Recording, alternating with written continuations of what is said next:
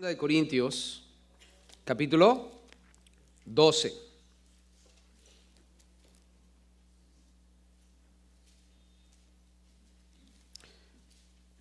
Segunda de Corintios,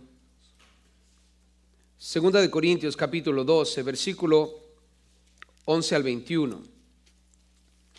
Vamos a estar considerando la actitud del apóstol Pablo ante los falsos apóstoles. La actitud del apóstol Pablo ante los falsos apóstoles.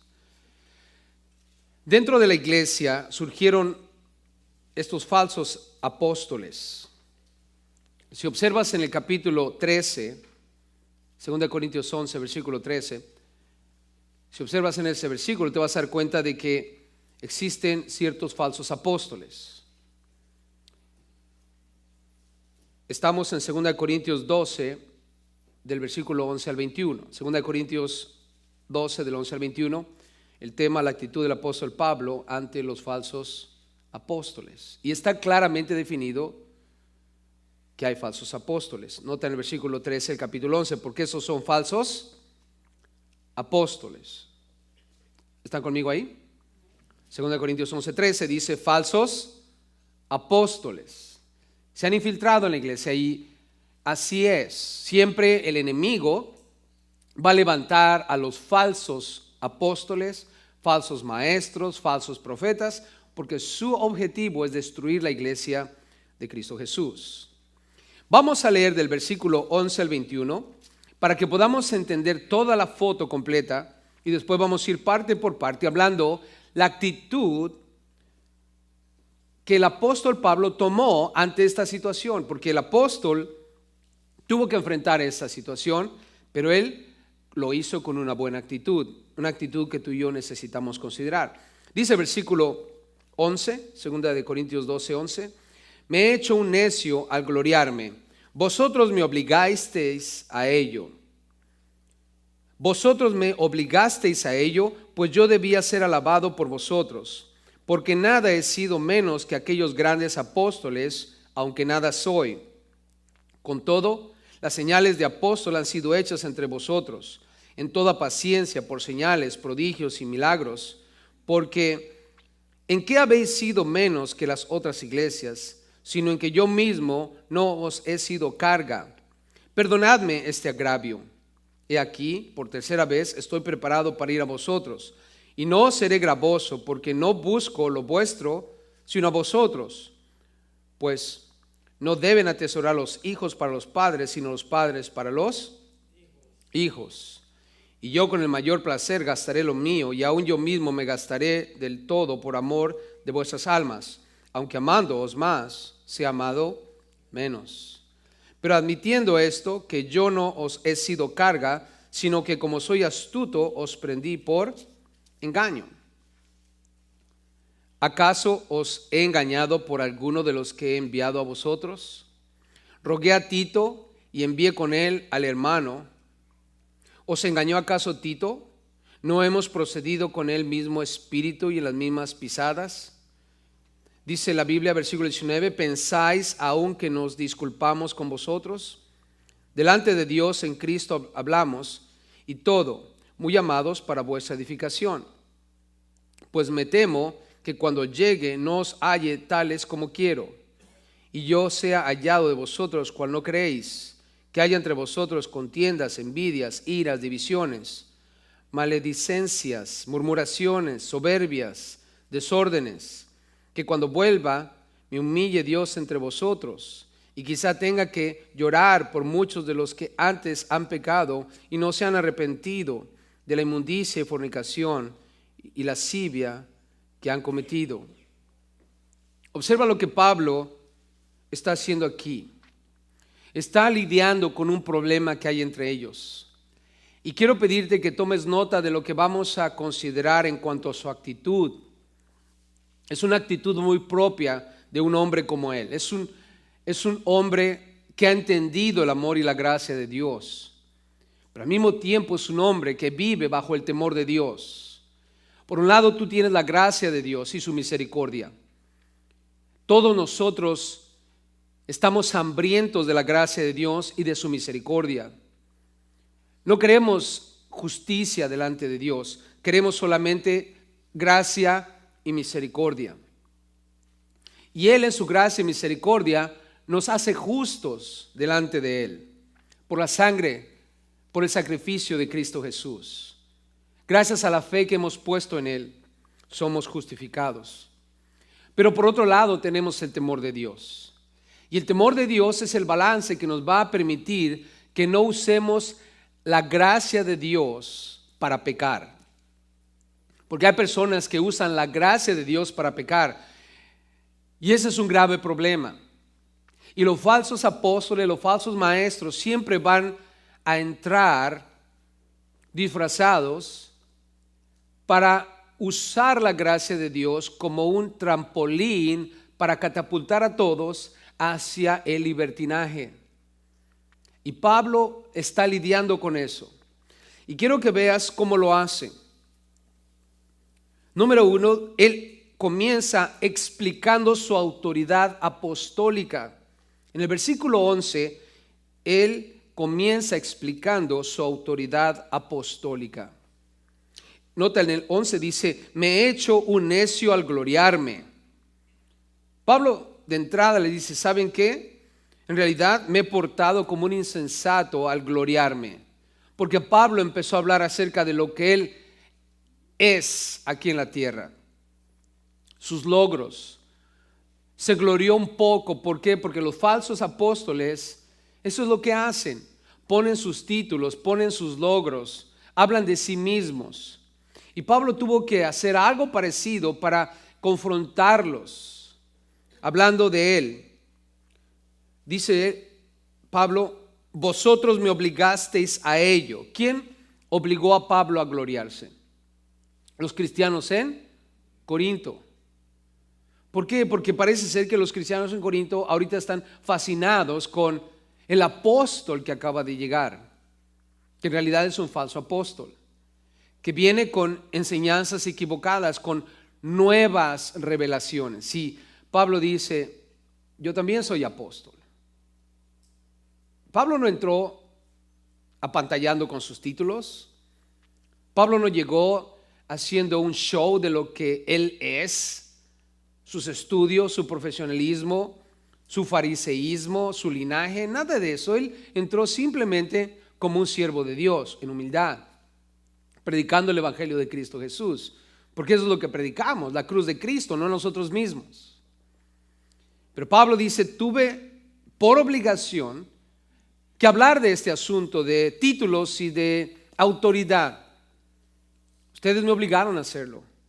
Dice en el 11, pues yo debía ser alabado por vosotros. En realidad, ¿quién debería estar alabando a Pablo? Los cristianos en Corinto. Ellos deberían decir, no, Pablo es un hombre de Dios. Pablo es un apóstol verdadero. Pablo tiene autoridad. Él es un enviado de Dios. Y sin embargo, estaban hablando mal de Pablo. Estaban murmurando de él, estaban a raíz de lo que han escuchado de los otros falsos apóstoles, poniéndolo en mal. Y Pablo tiene que defenderse. Pablo tiene que levantarse en armas contra esa calumnia que está escuchando. Ha sido obligado por ellos. Nota en el 11 después dice, porque en nada he sido menos que aquellos grandes apóstoles. En nada he sido menos que aquellos grandes apóstoles. O sea, estos son grandes apóstoles. Yo tengo también una posición entre ellos. Hablando de grandes apóstoles, yo no soy menos que ellos. Y si pensamos por un momento, hermanos, ¿quién llamó a Pablo para ser apóstol de Cristo Jesús? Jesús mismo se le apareció. Él no es menos, solamente porque él no ha hablado de sus títulos, solamente porque no ha hablado de sus logros, solamente porque no ha puesto sus credenciales sobre la mesa, quiere decir que no es nadie. Pablo dice, ustedes cristianos, ustedes son la prueba de que Dios me ha llamado. Ustedes son la prueba de que Dios está conmigo. ¿Verdad que Dios existe, hermanos? Dios existe. Algunas veces nos preguntamos la existencia de Dios. Quiero decirte algo, Dios existe. ¿Cómo sabe, pastor, que Dios existe? Obvio, tenemos la Biblia que nos dice que Dios existe.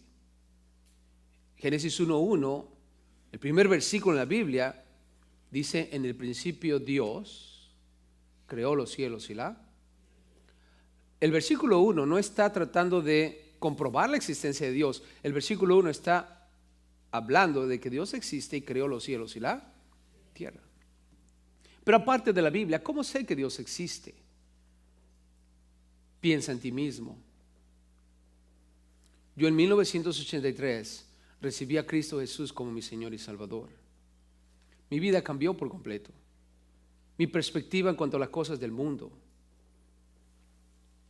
Después comencé a servir dentro de la iglesia. Y la gente que yo llegué a ministrar fue bendecida. Fuimos bendecidos mutuamente.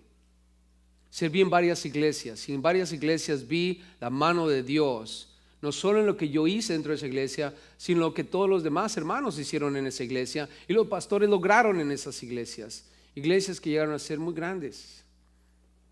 Pastores que sabían las escrituras, pastores que entrenaban de acuerdo a las escrituras para que cada uno de nosotros tomara las manos, pusieran sus manos en el arado y ministrar. Un día nosotros, un grupo de nosotros, decidimos reunirnos en una casa para estudiar las escrituras. ¿Dios existe?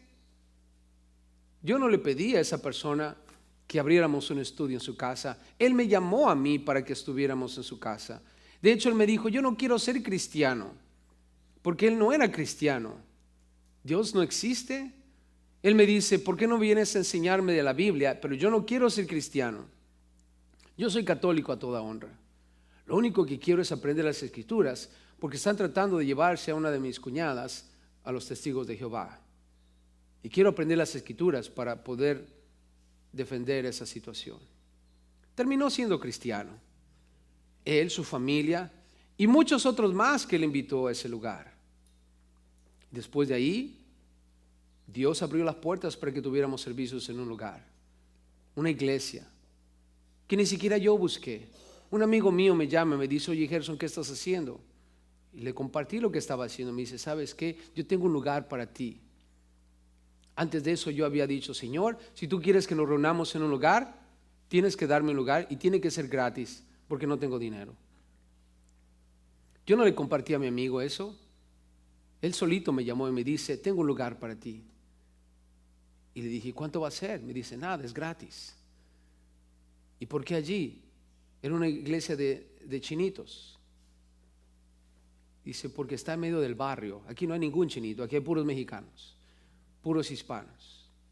Y yo sé que tú estás trabajando en el área hispana. Llegamos ahí gratis. Dios no existe, hermanos. Y hoy estamos en este lugar. Y estamos aquí nosotros. Todavía algunos de los que se reunían conmigo en esa casa están aquí. Y hemos estado juntos todos estos años. Yo no sé cuándo va a terminar esa relación, pero aquí estamos. ¿Dios no existe, hermanos? Creo que ustedes y yo somos prueba de que Dios existe. Y tú tienes tu propia historia. Cada uno tiene su propia historia. ¿Dios no existe? Aparte de la Biblia, la mejor prueba de que Dios existe eres tú mismo, lo que Dios ha hecho en tu vida. Por eso es que Pablo dice aquí: hey, en nada has sido menos que aquellos grandes apóstoles. Ellos han llegado para compartirles a ustedes, para hablarles a ustedes. ¿Quién les predicó a ustedes de Cristo Jesús? ¿Quién los trajo al conocimiento de Dios? ¿Acaso no fue Pablo? Pablo plantó la iglesia en Corinto, hermanos.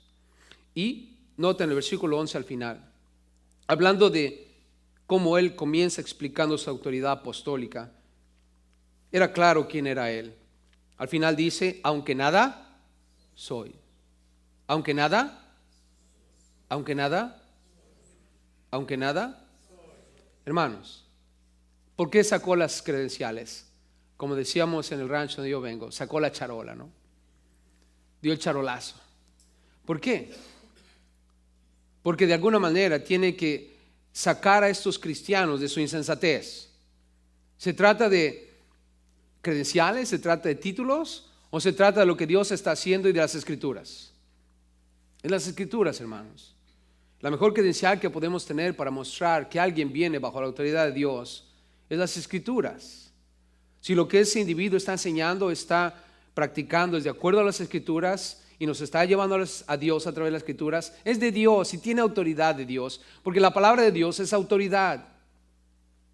Cuando tú hablas la palabra de Dios, tú hablas con autoridad. Por eso en esta iglesia tratamos de ir a través de las Escrituras, todo el capítulo, todo el libro, de manera que podamos decir con toda confianza, así dice el Señor. Pero vaya que hay personas que dicen siempre, así dice el Señor, y de repente te cuentan un sueño que tuvieron, o una visión que vieron, o un anhelo que tienen, no sé qué te cuentan, y diciéndote, así dice el Señor.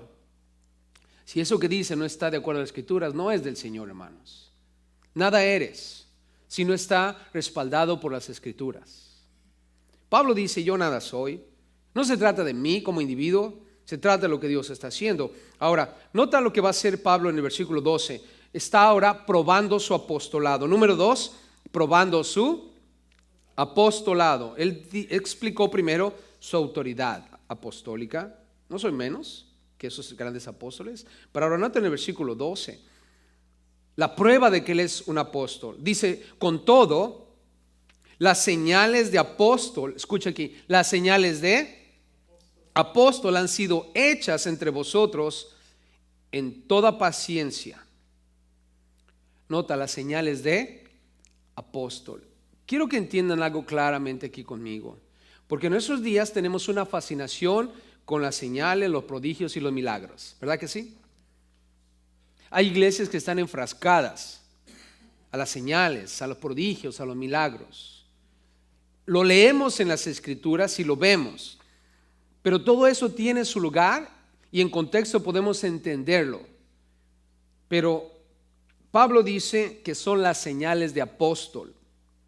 Quiero que quede bien claro eso. Y cuando hablamos de apóstol, ya no hay apóstoles como los que Jesús levantó cuando Él estuvo aquí en la tierra y aún después de haberse ido durante la primera etapa de la iglesia. El Señor levantó personalmente a Pablo. Jesús se le apareció a Pablo. Yo no puedo tomarme el título de apóstol porque no he sido llamado directamente por Jesús. Además, las señales de apóstol, Dios les dio esas señales a ellos.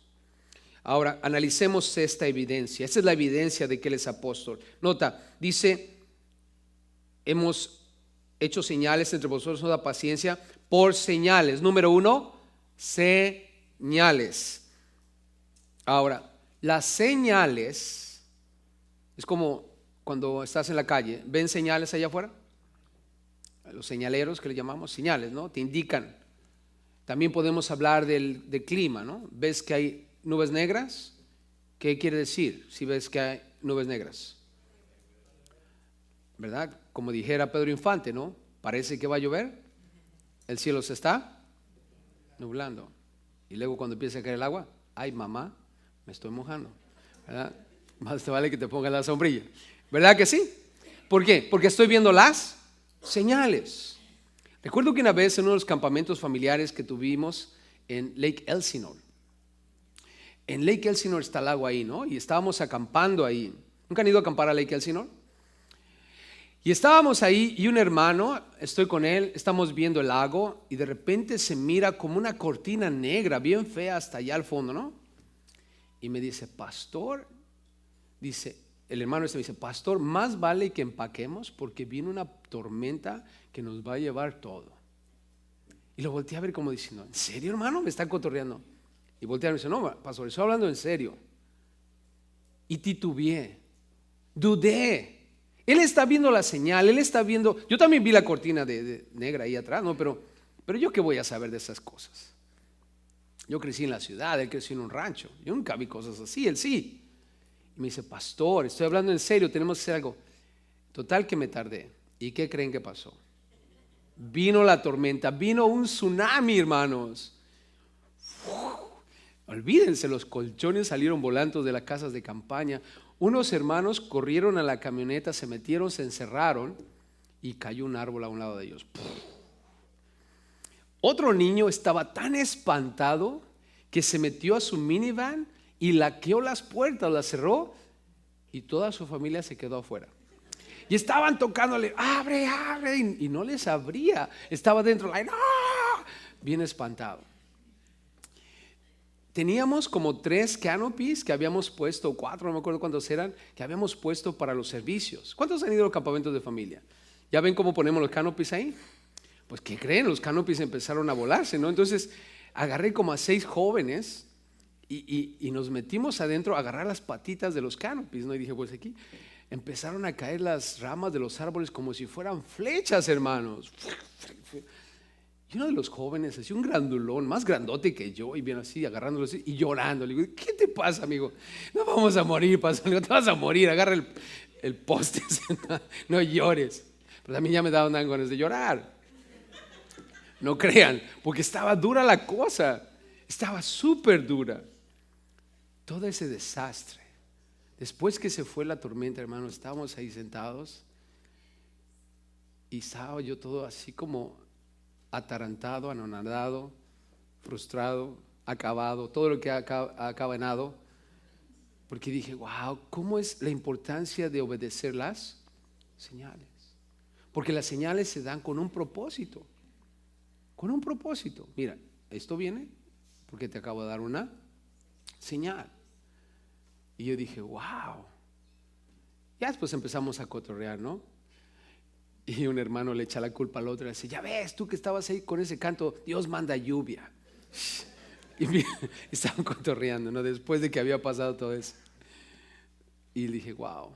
Pero las señales, para eso son las señales, para advertirte que algo viene.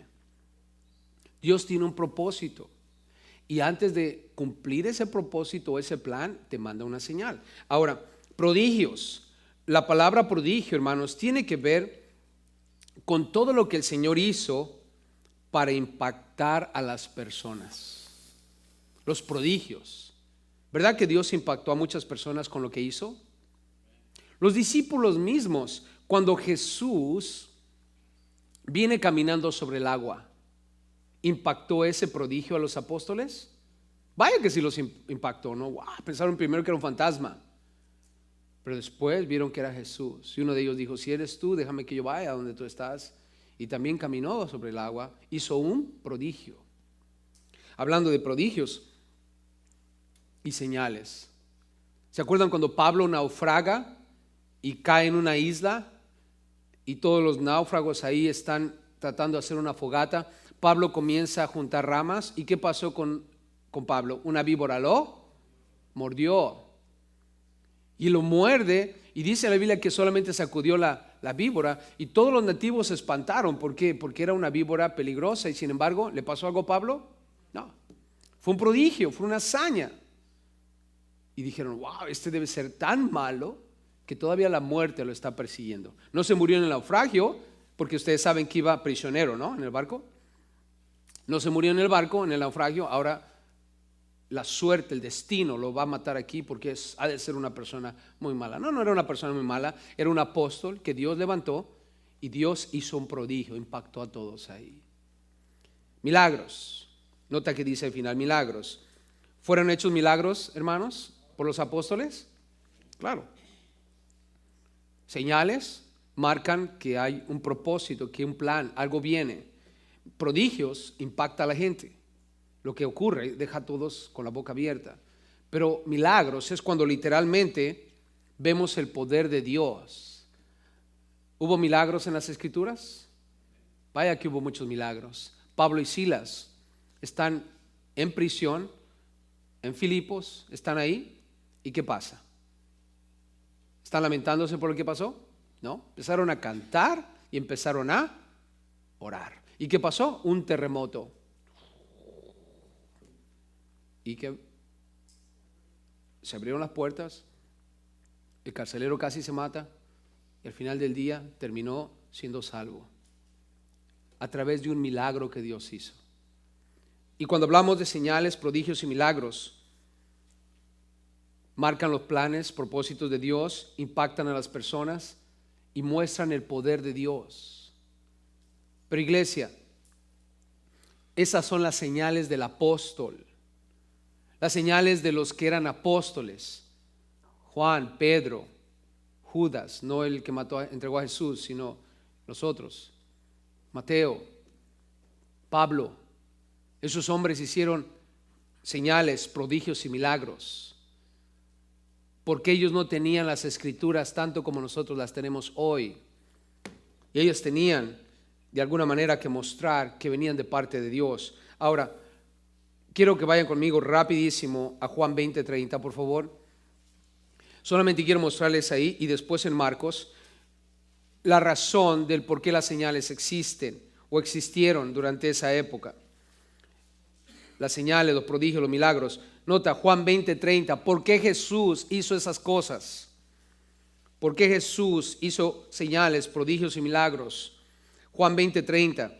Hizo además Jesús muchas otras señales en presencia de sus discípulos, las cuales no están escritas en este libro. 31. Pero estas, la palabra estas está hablando de las señales.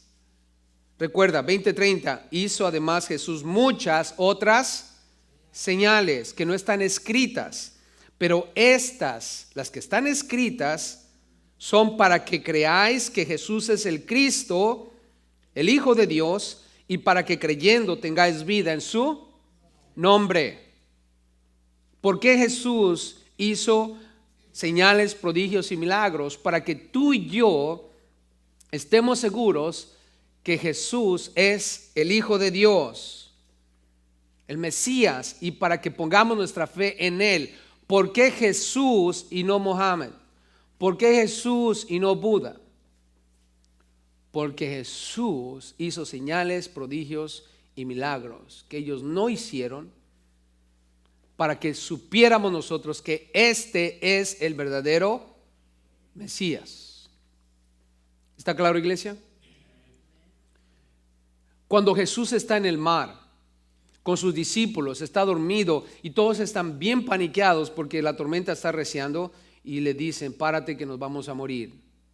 ¿Qué hizo Jesús? Hombres de poca fe. Se para y le dice a los vientos que se calmen. ¿Y qué pasó después de que dijo eso Jesús? Vino una paz en el mar, y los apóstoles se espantaron, se quedaron petrificados ante lo que vieron. No porque el milagro sea algo nuevo en la vida de los israelitas, sencillamente es que las escrituras dicen que el único que puede controlar los vientos es Dios. No estaban necesariamente admirados del milagro, sino de que la Biblia dice que solo Dios puede hacer eso. Y Jesús lo hizo. Ellos tenían a Dios en el bote, la persona de Cristo Jesús. Por eso se quedaron todos con la boca abierta, hermanos. Para eso sirven las señales, los prodigios y milagros, por lo menos en la vida de Jesús. Ahora, Marcos 16:17.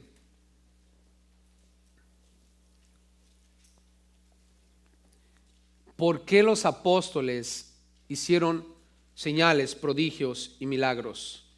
Marcos 16 al 20 nos va a decir el por qué. Escucha esto. Y estas señales seguirán a los que creen. Eso es lo que va a hacer Dios a través de los apóstoles en la vida de los que crean. En mi nombre echarán fuera demonios. Pablo echó fuera demonios, hermanos. ¿Recuerdan esa chica que andaba atrás de él? No buscándolo como hombre, obviamente, sino: oh, esos son hijos del Dios Altísimo, y síganlo y se escuchan, ¿se acuerdan? Y de repente les sacan el demonio. Ahora, dice: hablarán nuevas lenguas. Hermanos, hablaron nuevas lenguas cuando el libro de los Hechos 2, 11, etc. 18, tomarán en las manos serpientes. Ocurrió con Pablo, ¿no? y si bebieren cosa mortífera no les hará daño. Sobre los enfermos pondrán sus manos y sanarán. Pedro y Juan, yendo a orar, cerca del templo encontraron a un paralítico y le dijeron: no tenemos oro ni plata, pero lo que tenemos te damos. Y en ese día fue levantado su parálisis. Pondrán sus manos y sanarán. 19. Y el Señor, después que les habló, fue recibido arriba en el cielo y se sentó a la derecha de Dios. Y ellos, escucha el 20, y ellos saliendo predicaron en todas partes. Escucha esto: ayudándoles el Señor. ¿Quién les ayudaba mientras predicaban? ¿Y cómo confirmaba Dios que ellos eran mensajeros reales de Dios? Confirmando la palabra que ellos estaban hablando con las señales que les seguían.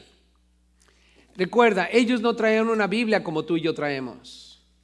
Yo no necesito hacer señales hoy. Yo no necesito hacer milagros hoy. Yo lo único que necesito hacer es mostrarte con las Escrituras que tú eres pecador. Eso es todo. Sacarte de tu burbuja, sacarte de tus laureles y mostrarte con las Escrituras que tú eres pecador, tanto como yo lo soy. Porque todos hemos pecado contra Dios.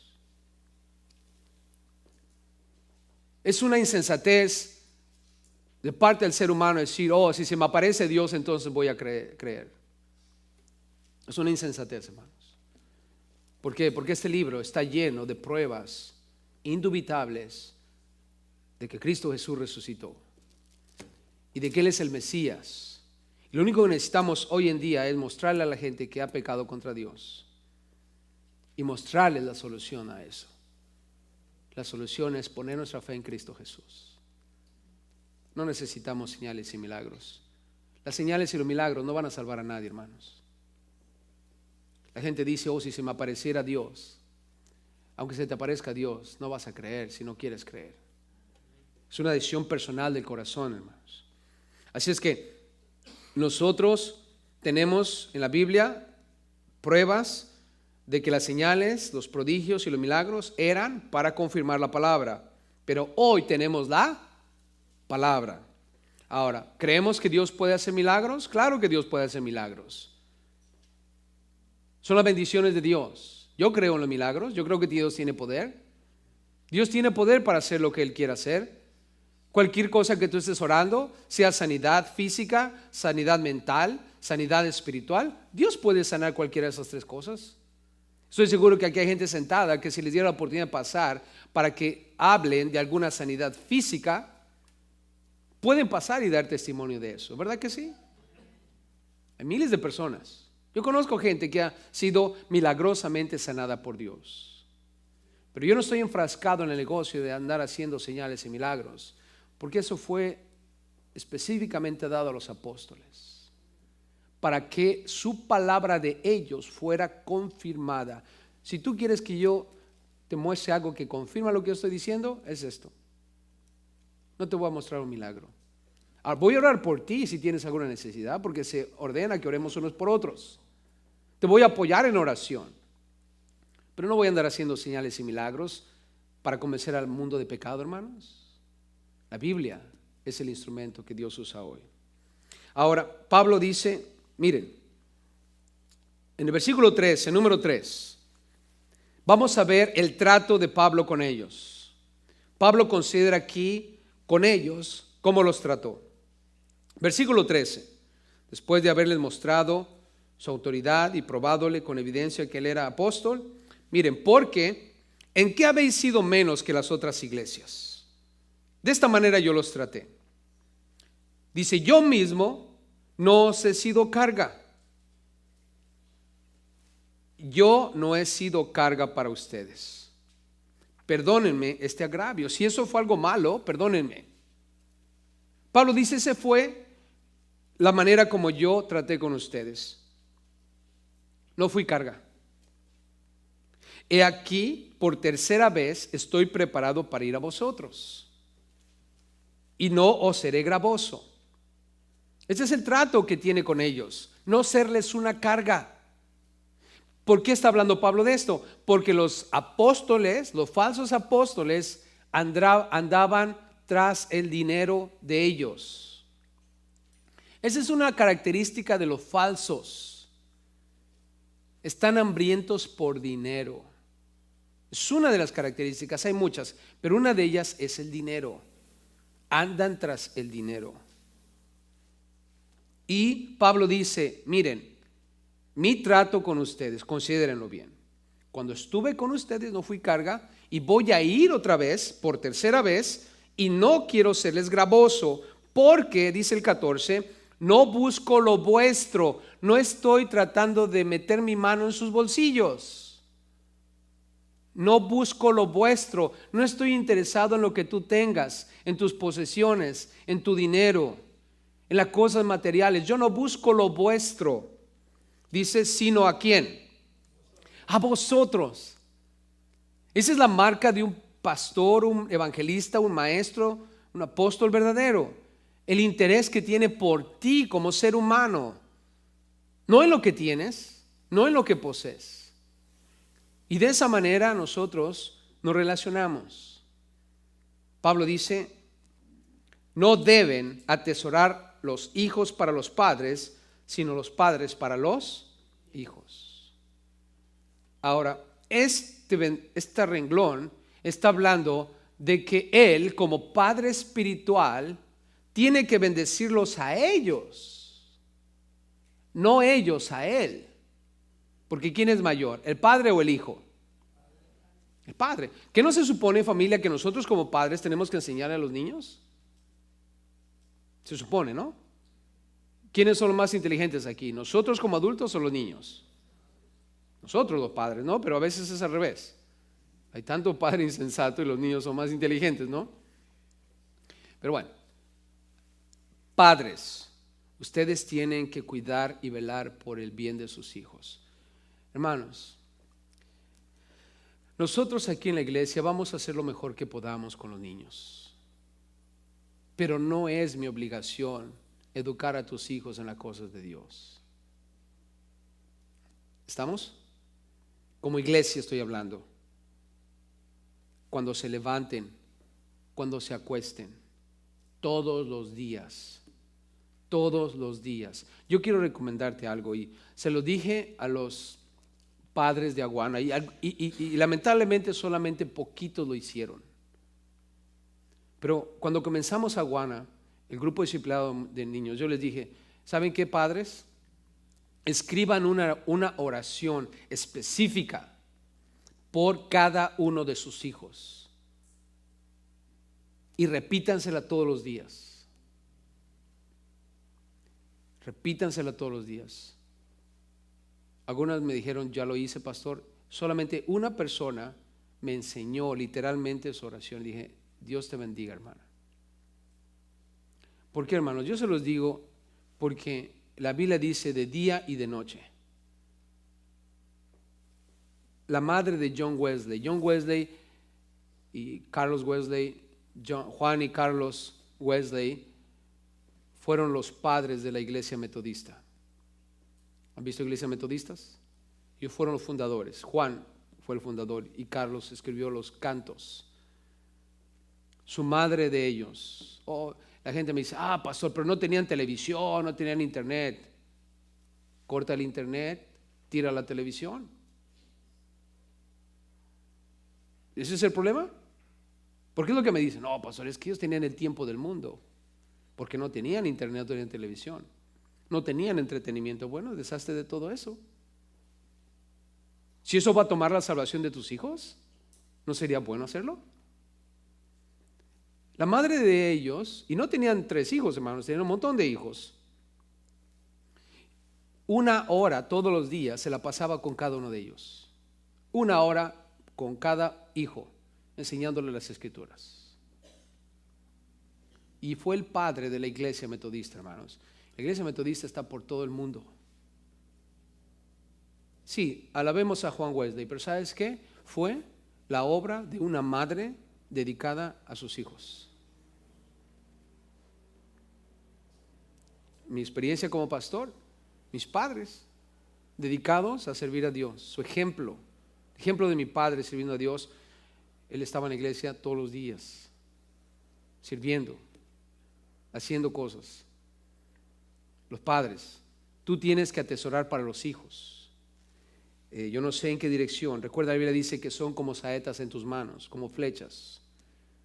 Tú eres el cazador que tiene el arco. Cada hijo es una flecha. Más vale que apuntes bien. El blanco es Cristo Jesús. Cuando ellos se vayan, es cuando la flecha es soltada. Ahorita tú estás poniendo la flecha en el arco y la estás jalando, la estás jalando, la estás jalando, y está llegando el punto donde ellos eventualmente van a tener que partir. Y cuando ya sea el momento, haz lo que hice yo, cerrar los ojos y se acabó. No te preocupes, deja la flecha ir. ¿La flecha va a dar el blanco? Espero que sí. Ahora no te sientas mal. ¿Cuál es el resultado final? Porque recuerda, cada uno de nosotros tiene que tomar su propia decisión. Pero tienes que estar satisfecho de que al soltar la flecha, Señor, estoy libre de la sangre porque hice todo lo que tenía que hacer. Amén. Padres, atesoren para sus hijos. Oh, es demasiado tarde, ya no están conmigo en la casa. Bueno, ¿puedes orar por ellos? ¿Puedes orar por ellos? La oración, hermanos, puede hacer 1000 cosas. Ahora, nota aquí, hablando acerca de el trato que tuvo con ellos, les dice, ustedes son lo que me importa. Y en el 15 vemos como él, número 4, expresa su amor por ellos. Está expresando su amor por ellos. Dice en el 15, y yo, con el mayor placer, esto es dedicación, hermanos, con el mayor placer gastaré lo mío y aún yo mismo me gastaré del todo. Yo quiero darles lo material que yo tengo y quiero darles mi persona por amor de vuestras almas. ¿Qué es lo que Dios anhela de ti, de mí, hermano? Nuestra alma. Jesús dijo, ¿de qué sirve que el hombre gane todo en la tierra si al final pierde su qué? Su alma. Está bien que ganes todo en la tierra, pero asegúrate de ganar también tu alma para Dios. Los gimnasios, ¿están llenos los gimnasios? El otro día fui a un lugar donde hay unos gimnasios y ponen hasta paredes de vidrio para redarguirte, ¿no? Y estoy ahí enfrente comiéndome una hamburguesa de este tamaño. Y los chips y la salsa. Y tal vez estaba pensando en un cheesecake con un buen café, ¿no? Y ahí la gente, Señor, perdóname, ¿no? Perdóname, Dios, ¿no? Y ahí la gente haciendo ejercicio, ¿no? Y después, para satisfacer mi culpabilidad, saqué mi Biblia. Dije, ustedes entrenen físicamente, yo entreno yo ejercito mi alma, mientras hago que mi catedral crezca más para el Señor. Pero esa es la verdad, ¿no? Uno es ejercitando el cuerpo y otro es ejercitando el alma. ¿Qué estamos haciendo aquí esta mañana? Ejercitando el alma. Es como pararse temprano, ¿no? ¿Verdad que pesa pararse en la mañana? Pero una vez que te paras y ya estás ahí en la esa de correr, ya ni se siente, ¿no? Así fue aquí esta mañana. Te tomó pararte, pero ya estamos aquí, estamos ejercitando, estudiando las escrituras, ¿no? Así es, el alma. Y Pablo dice, yo estoy interesado en el alma de ustedes, no en lo que tienen materialmente. Y yo, si tengo que invertir en ustedes, ¿quién va a costear mi viaje para ir a ustedes? Yo, no se preocupen. Yo quiero gastar lo mío y aún yo mismo me gastaré por amor de vuestras almas. Y ahora, ¿cómo se sentía Pablo? Ese es el dilema de todos aquellos que aman. Y por si acaso hay alguien aquí que está enamorado y mal correspondido, este versículo es para ti. Dice el 15b, aunque amando más, sea amado menos. Está bueno para una carta de decepción, ¿no? Te amé, te amé, te amé. Siempre estabas en mi mente. Quizás no dije lo que tenía que decir, pero siempre estabas en mi mente. Te amé más y tú me amaste menos. Está buenísimo, ¿verdad? Para una cartita de esas, ¿no? Bueno. ¿Se acuerdan de esa canción, You're Always in My Mind? ¿Nunca la escucharon? Bueno, está buenísima esa canción. Perdonen, no estaba en el plan, pero me acuerdo de esa canción, buenísima, que habla acerca de alguien que está enamorado y no le corresponden bien. Pero bueno, Pablo es lo que está diciendo. Yo los amo a ustedes y ustedes no me corresponden. Cada vez me siento menos amado por ustedes. Y eso es lo que te va a pasar un día. Amas tanto a la gente, amas tanto lo que estás haciendo, el bendecir a la gente, y de repente la gente agarra ideas raras. Y de repente entra así algo en tu corazón y dices, ay, ya nadie me quiere. ¿Sabes qué? Dios te quiere, ¿no? ¿Verdad que Dios te quiere? Y si Dios te quiere, ¿qué importa que nadie te quiera? Ay, pastor, pero si yo quiero a alguien que me quiera. Dios te quiere. Y además Dios está contigo. Sí, pastor, pero yo quiero a alguien de carne y hueso, ¿a quién abrazar? Abraza tu Biblia. No, pastor, no me entiendes. Sí te entiendo, perdóname, pero sí te entiendo. Necesitamos esa correspondencia, ¿verdad que sí? Por lo tanto, Pablo dice, miren, vean esta situación, yo los amo, ustedes no me aman, me siento en este gran dilema. Y sin embargo, noten el 16 y 19, empieza a enfatizar su responsabilidad. ¿Qué enfatiza Pablo? Su responsabilidad. No se siente amado, aunque él los ama mucho, pero su responsabilidad es más fuerte que sus sentimientos. Dice el 16, pero admitiendo esto, que yo no os he sido carga, sino que como soy astuto, os prendí por engaño. Pablo está siendo sarcástico. Les está tratando de decir como, oh, sí los engañé, ¿verdad? Pero dice en el 17, ¿acaso os he engañado por alguno de los que he enviado a vosotros? O sea, seamos sinceros. Los he engañado. ¿Piensan que fui astuto y los engañé? No, no los engañé. Ni ninguno de los que he enviado a vosotros os engañó. En el 18, rogué a Tito y envié con él al hermano. ¿Os engañó acaso Tito? ¿No hemos procedido con el mismo espíritu y en las mismas pisadas? O sea, Pablo dice, mira, todo lo hemos hecho por amor. Podría decirte que fui astuto y te engañé, pero no es la verdad. No os he engañado, ni Tito ni el hermano que fueron a verlos los engañó. No los hemos engañado en nada, como lo hicieron los falsos profetas. Noten el 19. ¿Pensáis aún que nos disculpamos con vosotros? Y aquí está su responsabilidad. Delante de Dios en Cristo hablamos. Delante de Dios en Cristo hablamos. Pablo tiene una responsabilidad. Él está dándole cuentas a Dios. Y el ministro debe entender eso. Yo no sé en qué área tú sirvas dentro de la iglesia, pero quiero que entiendas algo conmigo. Tú eres responsable ante Dios, no ante mí. Y es algo que todos los siervos de Dios necesitamos entender. Podemos poner reglas, podemos poner regulaciones, podemos tratar de formalizar la manera como hacemos las cosas. Podemos hacer un montón de cosas, pero nada va a ser igual o nada va a ser tan poderoso como el que cada uno de nosotros tome responsabilidad delante de Dios. Porque a Dios está sirviendo, no a mí.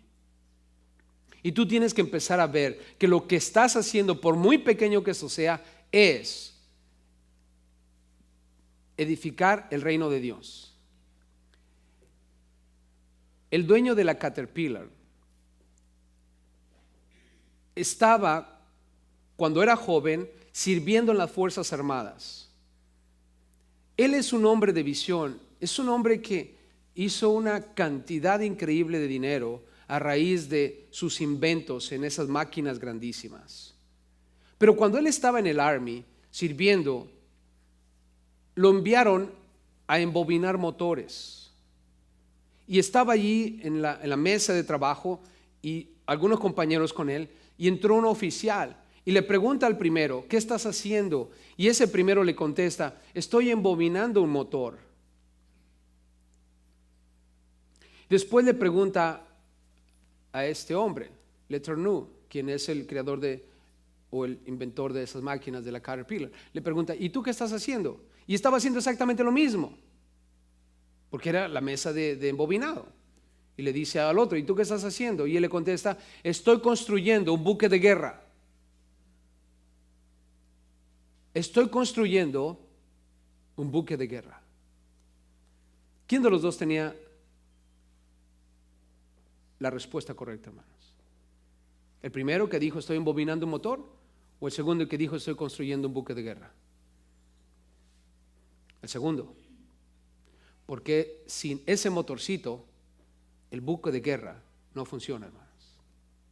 No importa qué tan grandes sean los cañones y qué tan precisos disparen, si no lleva ese motorcito, no funciona todo el barco. No importa qué estés haciendo. ¿Saben que los tornillos en los aviones son de suma importancia?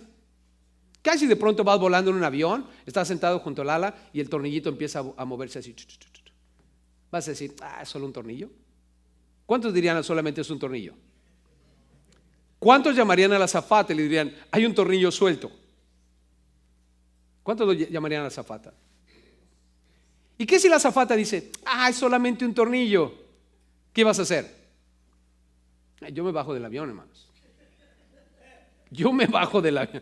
Pues que se caiga el tornillo, pero yo me bajo. No puedo ignorar un tornillo en el fuselaje de un avión. No puedes ignorar la realidad de que lo que estás haciendo en esta iglesia es tan importante como lo que yo estoy haciendo aquí. Y quiero decirte una cosa.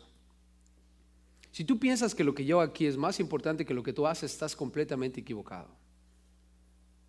Si yo un día vengo a la iglesia y tú no vienes, que estás sirviendo en esa iglesia, no tenemos servicio.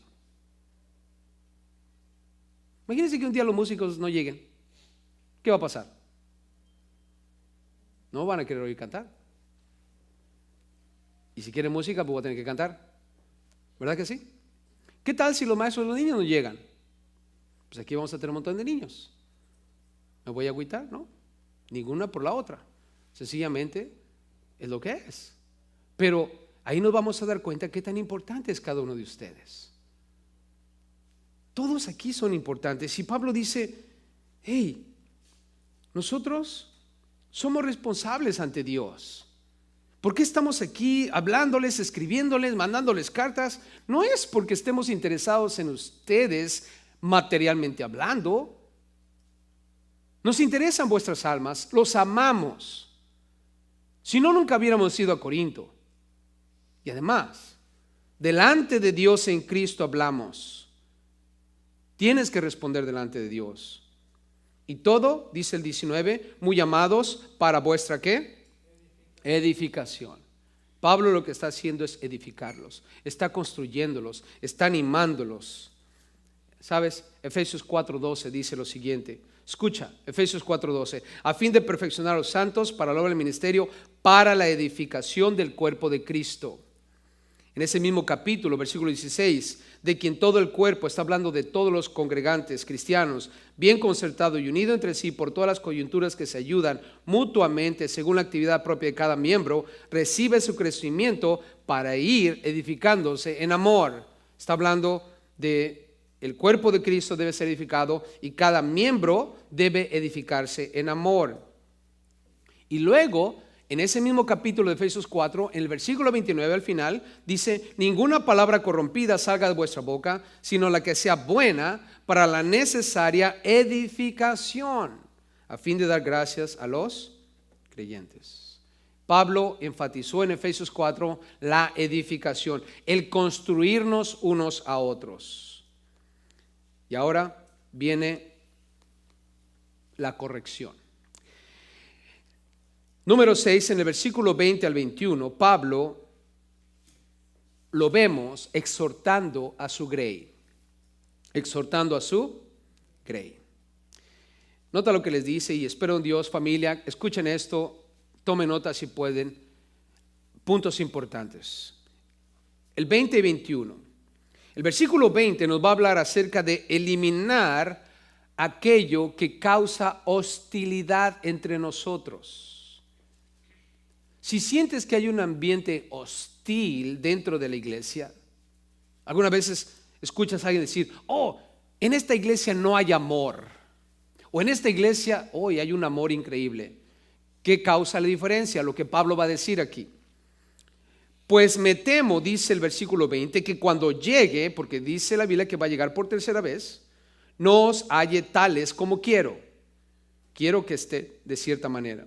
Y yo sea hallado de vosotros cual no queréis. En otras palabras, miren, cuando yo llegue, es probable que no me guste lo que yo vea, pero tampoco les va a gustarme ver, no les va a gustarme ver, o sea, no, verme a mí enojado por lo que estoy viendo, que no quiero ver. En otras palabras, no me hagan enojar. Cuando llegue, quiero verlos bien. Entonces dice,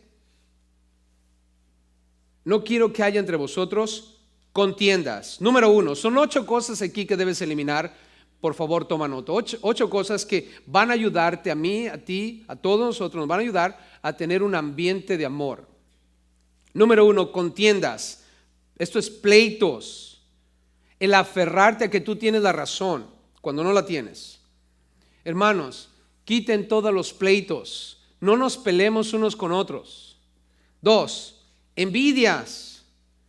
Eso es tener celos constantemente de que el otro está progresando, que el otro le está yendo bien. Quita toda envidia, no tengas envidia de nadie. Si el hermano está progresando, dale gloria a Dios. ¿Estamos? Es como a veces en la cuadra, ¿no? Donde vivimos. Nosotros tenemos una carcacha ahí toda bien destartalada, ¿no? Una 82, ahí un 75, apenas si puede caminar y se impulsa con humo, ¿no? Y de repente llega una nueva familia ahí a la colonia, a la cuadra, y se mueven o se cambian enfrentito de ti. Y también son hispanos como tú. Y llegan en sus Mercedes-Benz, en sus Land Rovers, ¿verdad? Seguro venden droga. Hay que tener cuidado, ¿verdad que sí? ¿Pero por qué dijiste eso? Por envidia. ¿Acaso no? Me ha pasado a mí. Un día estábamos en un estado en México, íbamos pasando una hacienda bien bonita, una casa hermosa, una hacienda grandotota, ¿no? Como la que siempre he querido. ¿Y cuál fue el comentario entre nosotros? De seguro plantan marihuana por aquí. De seguro son narcotraficantes. O políticos. Es la casa del gobernador de seguro. ¿Por qué? Estamos asumiendo que todos los ricos o son narcotraficantes o son rateros. ¿Será verdad eso, hermanos? No. ¿Pero saben por qué lo decimos nosotros? Por envidia. Y tengan cuidado, a veces alabamos las cosas del otro, pero porque tenemos envidia. Ya vi que traes unas zapatillas nuevas, hermana, se ven bien bonitas. Envidiosa. Vi tu bolsa. ¿Es del callejón? ¿Por qué lo dijiste? Por envidia. ¿Verdad que sí? Los hombres casi no hacemos eso, ¿verdad? Pero ustedes, hermanas, no lo decimos, pero lo pensamos. 3, note aquí, las iras, explotar de cólera, tener un temperamento bien fuerte. Hermanas, perdonen, ¿verdad? Los varones en la casa. Divisiones. Nota lo que dice ahí, divisiones. Divisiones es cuando hay rivalidades. Cuando dentro de la iglesia tenemos el grupito. Ese es el grupito. Y ese es el otro grupito, ¿no? Tenemos el grupo de, qué sé yo, de las mamás solteras, ¿no? Contra el grupito de las abuelitas. O tenemos el grupo de alabanza número 1 y el grupo de alabanza número 2. Y se están peleando a ver quién es el mejor. O entre los pastores asistentes están buscando crear su propio grupo, ¿no? Su ganguita. Eso está mal, hermanos. Es crear grupos. Número 5, maledicencias. Maledicencias, hermanos, es difamaciones. Por favor, no hablen mal de nadie. No hablemos mal de nadie. Pónganse esta regla en sus cabezas. Es algo que trato de seguir todo el tiempo. 80% de las veces lo logro. Pero si tú no estás dispuesto a decir enfrente de la persona lo que vas a decir en su ausencia, no lo digas. No lo digas. No lo digas. Carlitos, por ejemplo, si yo voy a hablar mal de Carlitos, más vale que esté dispuesto a decirlo enfrente de él. ¿Está bien? O si voy a hablar mal de Speedy, más vale que sea capaz de decirlo enfrente de Speedy. O si voy a hablar mal de mi hermana Adelina, tengo que estar dispuesto a decirlo enfrente de ella. Si yo sigo esa regla, todo va a estar bien. No vas a ofender a nadie. ¿Estamos? Y tú, si de pronto el hermanito o la hermanita quiere involucrarte en las cosas, dile, ¿vamos a hablar de Carlos? Espérame. ¿Qué está haciendo? Déjale, llamo. Carlos, aquí hay un hermano que quiere hablar de ti. ¿Ok? ¿Listo? Aquí. Ahora sí. ¿Qué me vas a decir? ¿Verdad? Vamos a hablar mal de la hermana Adelina. Ok, perfecto, déjale, llamo. O sea, ponte a pensar. ¿Acaso no es verdad que todo el tiempo difamamos a la gente y no sabemos ni qué es lo que está pasando en realidad? ¿Por qué? Porque tendemos a difamar a la gente. 6, murmuraciones. Alguien dijo, a mí no me gusta el chisme, pero ¿cómo me entretiene? Y a veces es lo que es. Usamos el chisme como un entretenimiento. ¿Por qué crees que todos esos programas de la televisión llaman la atención? Estaba viendo el reportaje de un llamado Sal y Pimienta. Es puro chisme, hermanos. ¿No es cierto? Y entre más bueno el chisme, mejor. Eso es pecado. 7, soberbias. La soberbia, hermano, es esa arrogancia, el excesivo orgullo que una persona tiene de sí mismo cuando se cree lo máximo. 8, desórdenes, disputas, argumentos, desacuerdos coléricos. Todo eso, hermanos, es pecado. Una vez más, número 1, contiendas, envidias, iras, divisiones, maledicencias, murmuraciones, soberbias, desórdenes. Eso tiene que ser eliminado. Si lo quitamos de nuestra vida, el ambiente hostil se va a quitar. Y por último, noten el versículo 21. Pablo habla de que se arrepientan. Está exhortando a su grey. Quiten estas cosas que causan ese ambiente hostil. Pero también, versículo 21, dice, tengo miedo que cuando vuelva me humille Dios entre vosotros y quizá tenga que llorar por muchos de los que antes han pecado. ¿Por quiénes va a llorar? Por los que han pecado. Cristianos, hijos de Dios.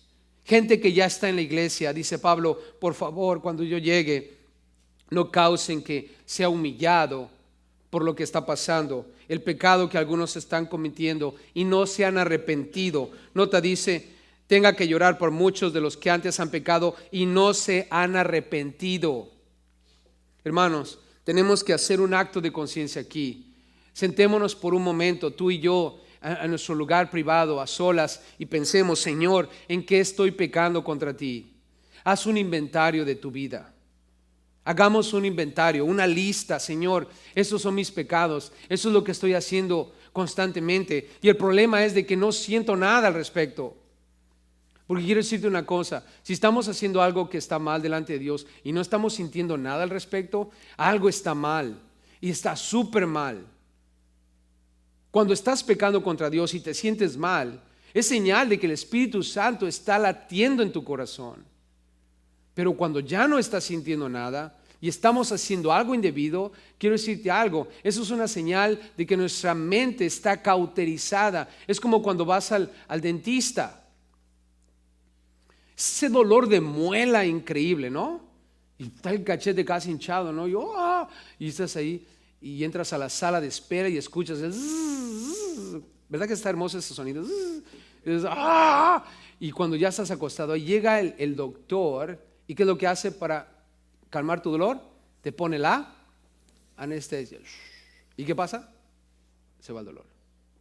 Y después empieza con el y no sientes nada. Realmente lo que te está causando pavor es el ruido, pero realmente lo estás sintiendo.